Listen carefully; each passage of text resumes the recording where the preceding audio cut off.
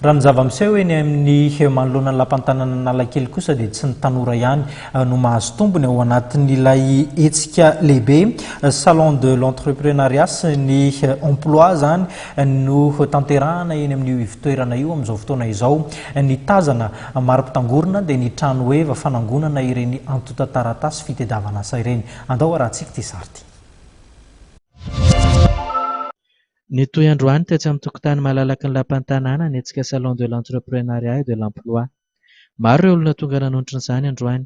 Ny tena ny fanotofana dia ny village de recrutement izay nisy ny toerana ahafahana mametraka antota taratasy fitadiasana asa. Anjato no ireo antota taratasy voaray amin'ny toerana eo.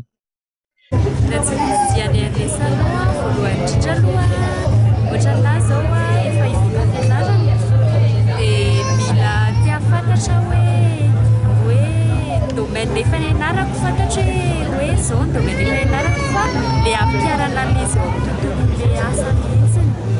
Surtout moa resaka hoe entrepreneuriat dia mety amin'ny ankizy rehetrarehetra na domaine ina fa ahafantarana bebe kokoa hoe ahoana ny fomba isinvestir amin'ny resaka ohatra hoe anangana projet, amin'ny resaka hoe ahoana ny hoe établissement inona no tsara nanontonana kokoa amin'ny resaka financement sy ny tariny ohatra izany.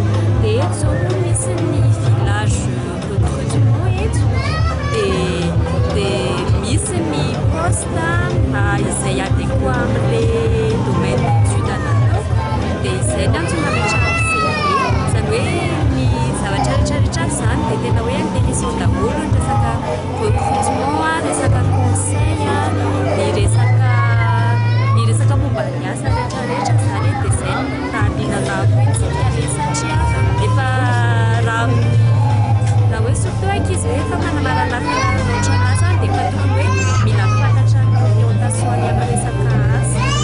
Ilaina tokoa ny hetsika toy izao na eo amin'ny sampam-pandrarana na eo amin'ny tanora izay ao anatin'ny fitadiavana asa tanteraka. Mbola hitoram-pitsy moa ny hetsika etsy amin'ny lampantanana Analakely ihany.